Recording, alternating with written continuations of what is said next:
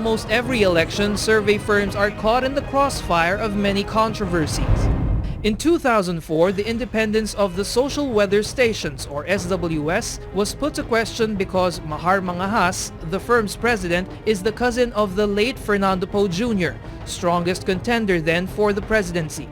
In 2005, Senator Dick Gordon also filed a case against SWS for allegedly conditioning the minds of the voters towards his senatorial opponents.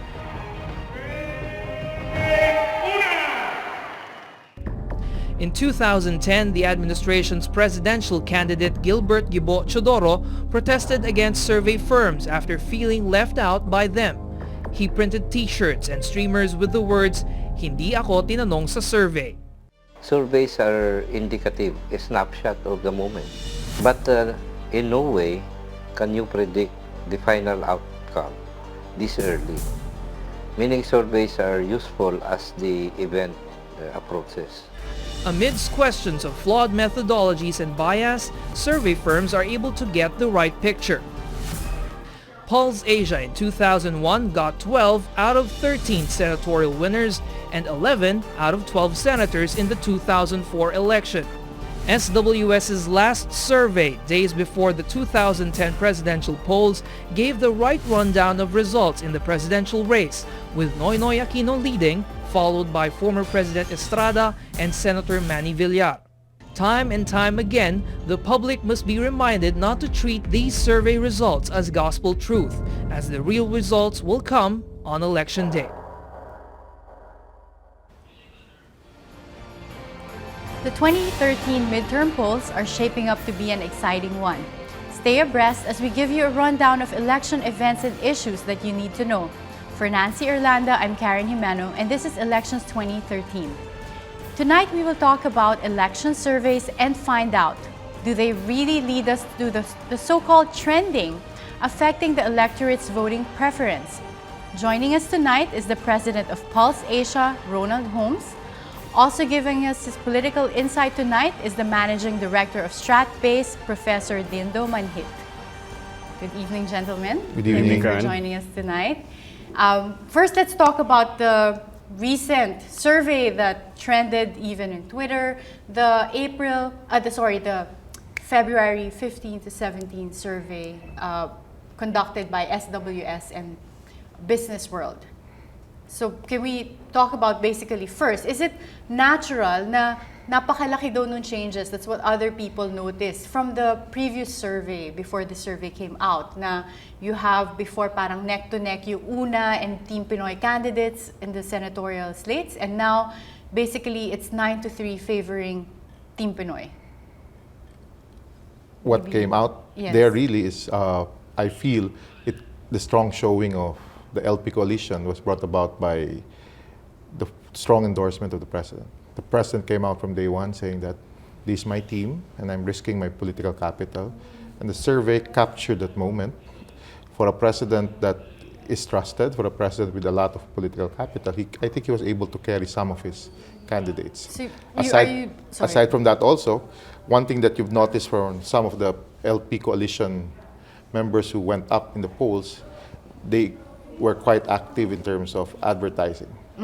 These were the more active candidates who have spent some time, some seconds or minutes in TV. You see Poe rising, you see Angara being endorsed by two prominent members of the movie industry. So you see that there is some contribution behind it that triggered the rise of their standing in the polls. So, Dindo, are you saying basically yung period nung time na February 15 to 17 when the survey was conducted, it was because kasunod siya ng mga advertising and endorsements of the president? Yes, because one thing, just like what was mentioned earlier by political analyst Mon Casiple, I agree it's a snapshot. At that moment, on the top of mind of the people are these names. Why? They might have seen them on TV with their political ads. They have heard the president himself endorsing these people. They have seen the push by the LP coalition on that first week. Can they have that momentum? That will be the question by May. Okay, I'm curious about methodologies here. Ronnie, what can you say about First, the method used. Basically, you have this survey that captured the period, Feb 15 to 17. Do you think this can change? First, based on the methodologies used when you conduct a survey? Our methodology is not changed. Okay. From survey to survey, we follow, in our case, a multi-stage probability sampling, which means that Very technical. before you eventually end up selecting the respondent, everything is done randomly by stages. We go down to the municipality, select a municipality randomly. We randomly select a barangay. We randomly select the starting point of the survey. We randomly select the respondent in the household. When you talk about surveys that are scientific, the basic principle is that everyone in the population has an equal chance of being selected as a respondent. Okay. Of course, you're so talking... this is how you choose. Because a lot of people usually ask, paano naman sila nakasigurado? There's so many Filipinos, over 90 million, na yung pag nakalagay na respondents, 1,500, that it reflects the minds of or opinions of the voting population. The most common analogy given by statisticians, because this is a statistical method, a probabilistic method, is that when you want to taste a particular food inside the pot, you don't have to consume the entire pot. What you do is that you stir the pot and then just dip your spoon and then taste it. If you do not stir it, what will happen is that you'll just get probably the greasy part at the top. Okay. And that's the same thing done in random sampling. You basically go to the population. In our surveys, our population is really just the adult population. You're not talking about 98 million. You're talking about 58 million. In the last survey that we conducted, we had 1,800 sample, covering about almost 90 municipalities, about 360 spots across the country. So it's a dispersed sample, and to that extent, you can say that it's representative because there's no bias in terms of selecting the respondent. Well, in the latest SWS survey, una SecGen Toby Tiangco questioned the methodology used. He was saying that this usually leads to election trending. Is there such a thing as election trending?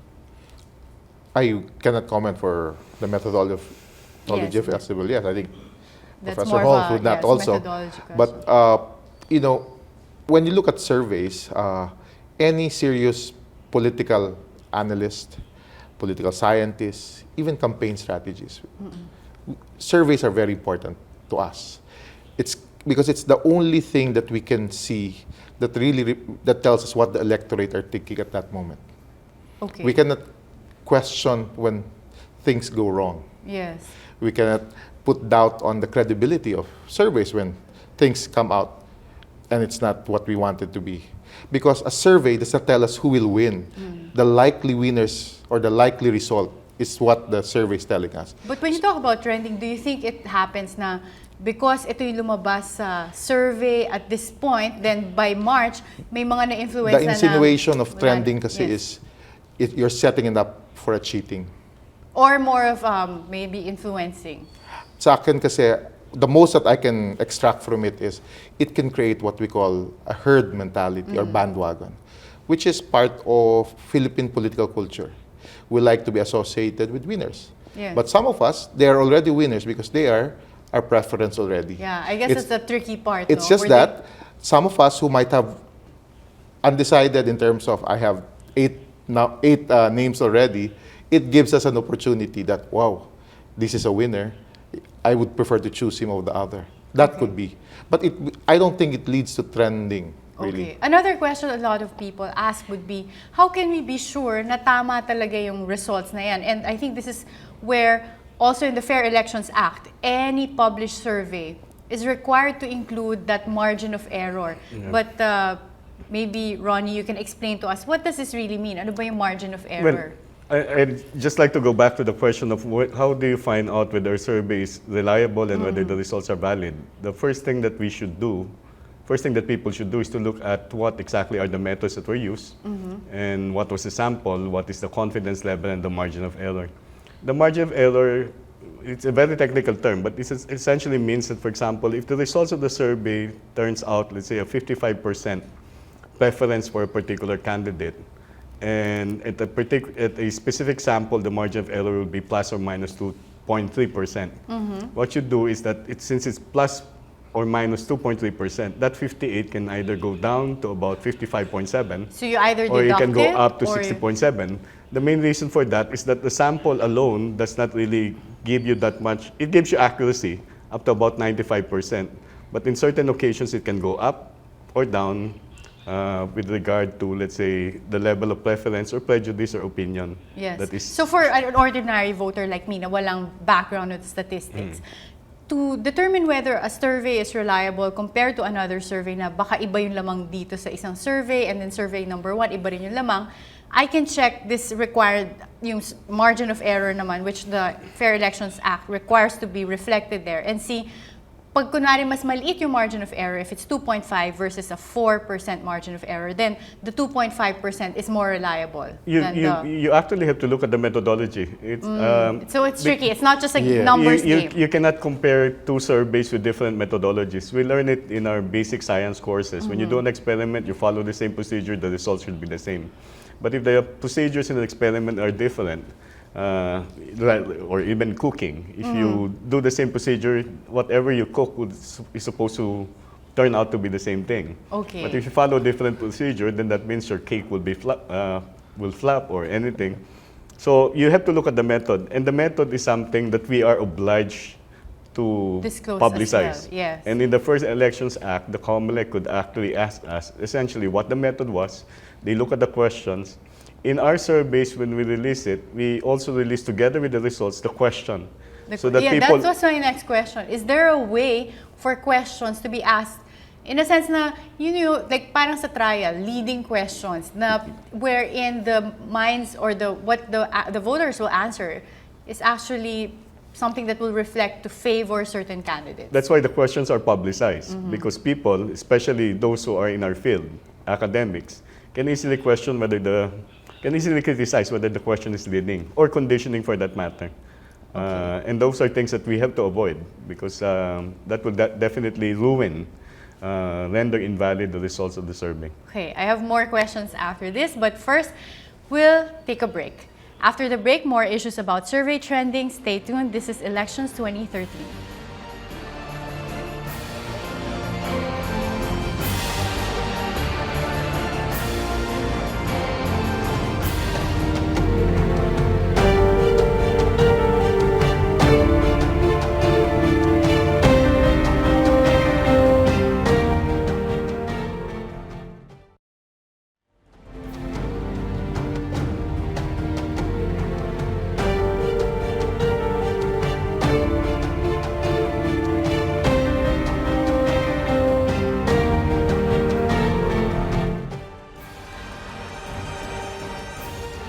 Welcome back. You're still watching Elections 2013.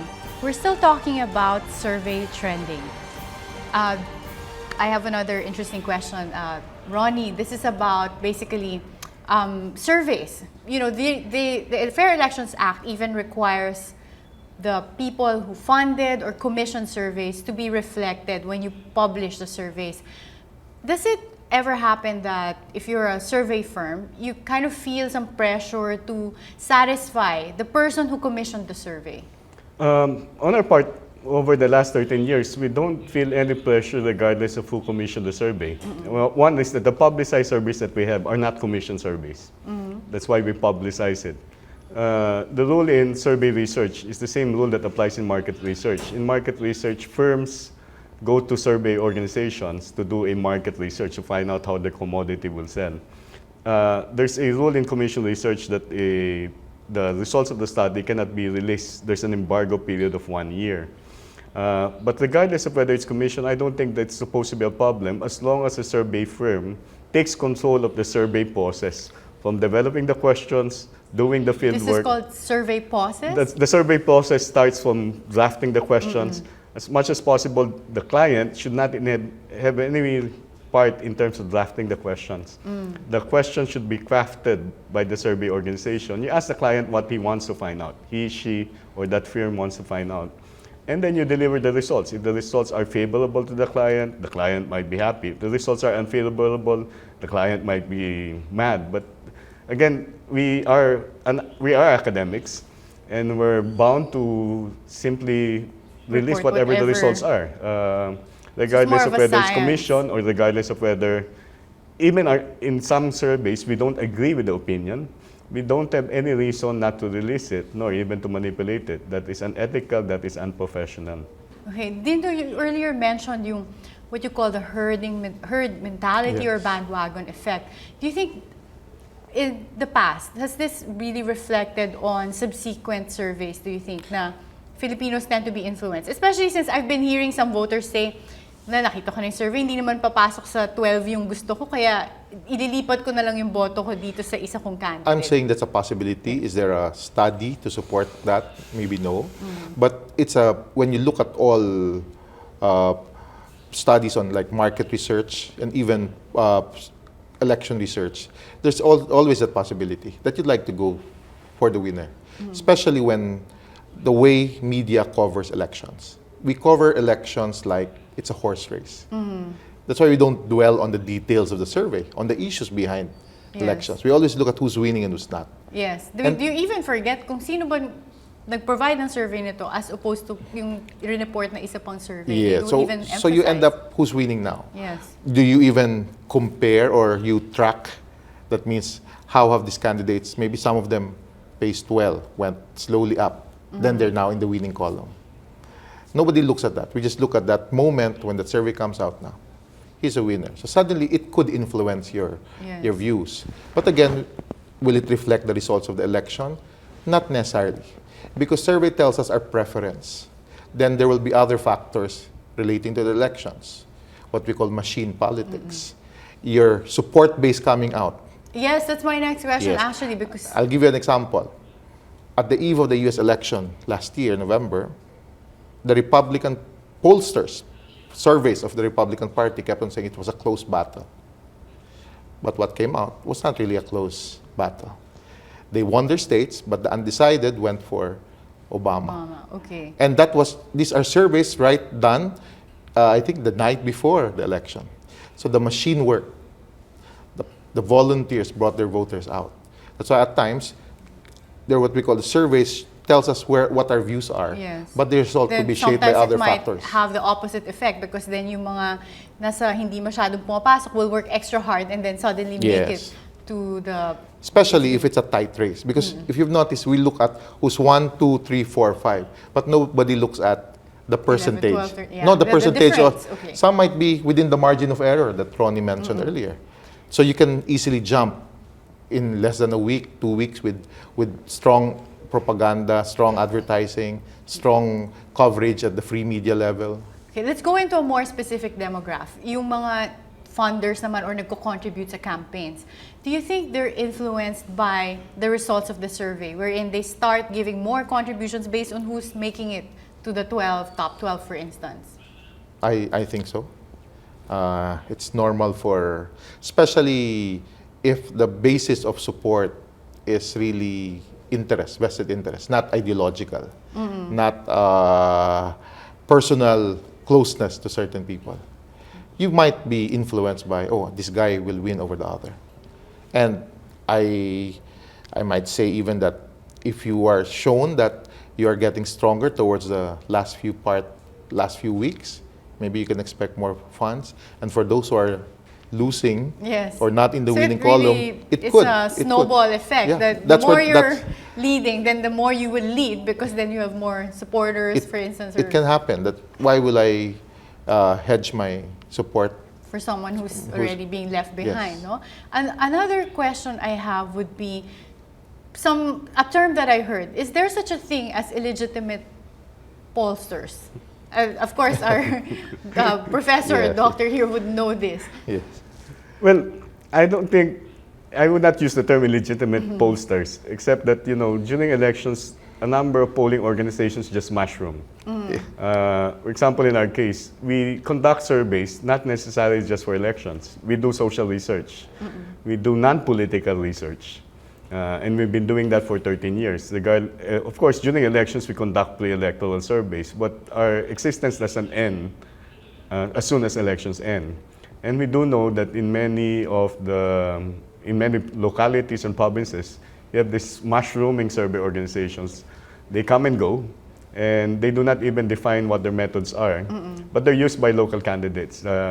So the only thing that I would say is that unless you say exactly how you do a survey, it would not be quite easy To say kung illegitimate ka or whether legitimate. that survey Yes. result will be reliable and valid for that matter. Another thing that the Fair Election Act allows is exit polling.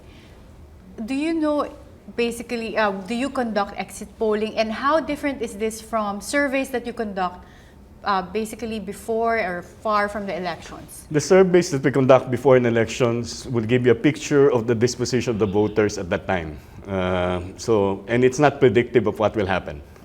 I don't think election surveys should be thought of as predictive of the results of the election. An exit poll, on the other hand, captures what they eventually decided on. The difference between pre-electoral surveys and exit polls is that exit polls, you go to the voter and you ask the voter to recall who he or she voted for. And it's a means also of trying to find out quite easily and swiftly what the results of the elections are. We've done exit polls in 2007 and 2010. However, I don't think we won't be doing exit polls now because the process of automated counting makes it faster, really, to know what the results are.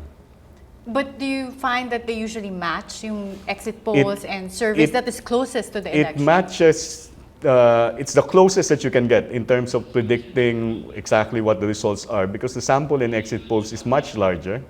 You tend to get about 15,000 people interviewed across the country, unlike our surveys that are pre-electoral that will be on a regular basis about 1,800. Another question I have is, some people have been proposing that there should be an accreditation firm or a system of accrediting survey firms. Do you think this is a good proposal in terms of making sure that voters can rely on credible surveys? For me, it's not meant that voters should rely. Because as I've said, it's a snapshot of the electorate. It's reflecting our opinion. It's just that the way it's reported, the way it's shown to us as if... Yeah, do you think the media, for instance, takes advantage sometimes of these surveys? Because we treat elections as a horse race. But if we treat it that surveys helps strategists, so why do you need accreditation? If you're a strategist, I would choose a survey firm that is credible for me. If I am doing a political analysis for a group who would like to understand who should they support, it's your choice to choose, and there will be respectable ones. Me, when people ask me, I always tell them, if you want 2 point of views, I'll take Pulse and SWS. And I've done that in different elections. But because I consider them credible. People will tell them, nabibili yan, hindi ako na... I like the comment, hindi pa ako nai-interview. And these are coming from Class A people of our country. And I always tell them, there are 58 million, and they represent less than 5%. So how can you be chosen by a polling firm, really? So you cannot really reflect. We're talking of a survey that is reflecting a certain social class, a bigger social class, that we don't even interview for these issues. Pagdating sa mga commentaries about credible ba ang surveys or not. Well, I think Dindo here makes a good point that we should not be relying on surveys in the first place. No, Yes. We should think for ourselves. They are a snapshot, and it's good for curiosity. Sino na bang ahead? Sino behind? And I guess for those commissioning it, it's important for them to know, should we work extra hard in order to further our campaign? No, but unfortunately, we're out of time. Yes. But thanks to our guest, Ronald Holmes, president of Pulse Asia, and of course our political analyst, Mr. Dindo Manhit. Thank you so much for coming Thank you. here tonight. Thank you. Now let's watch another special report for our Political Dynasty series. This time about the Binay family whose power started in Makati City, a so-called Binay country. And now they continue to dominate national politics. Are the Binays really up for Malacanang? Let's watch this.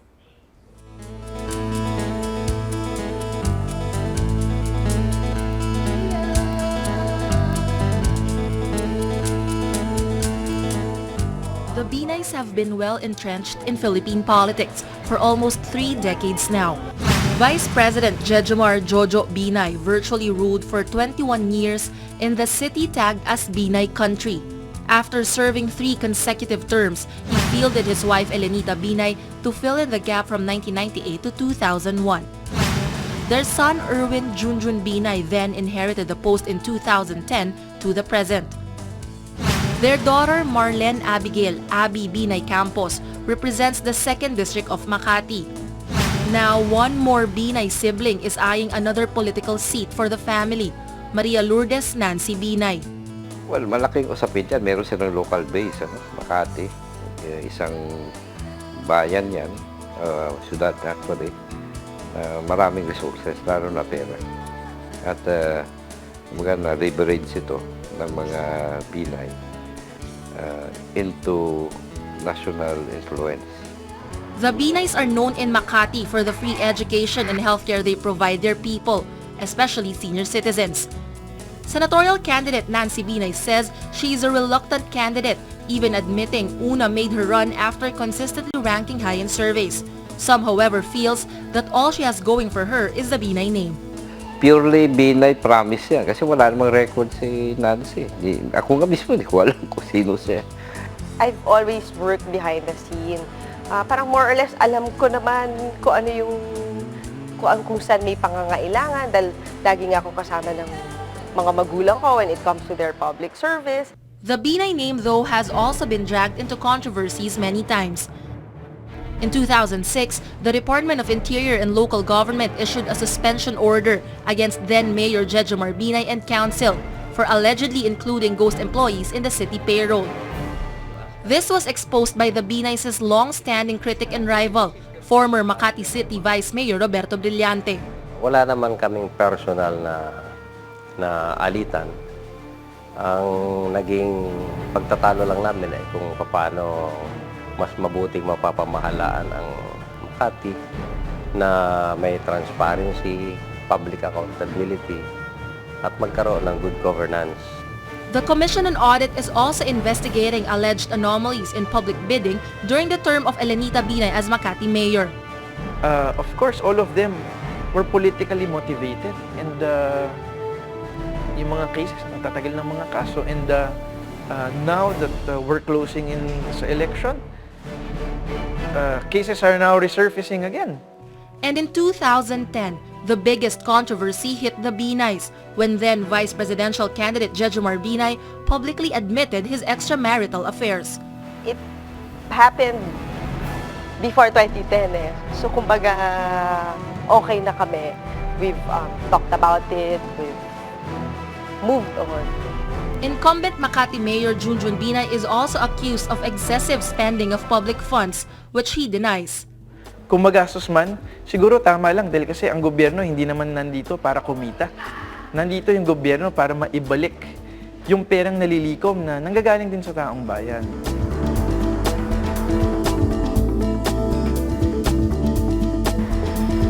In 2013, there might be Binays in several local and national seats. 1 Senator Binay, 1 Congresswoman Binay, 1 Mayor Binay, and an incumbent Vice President Binay.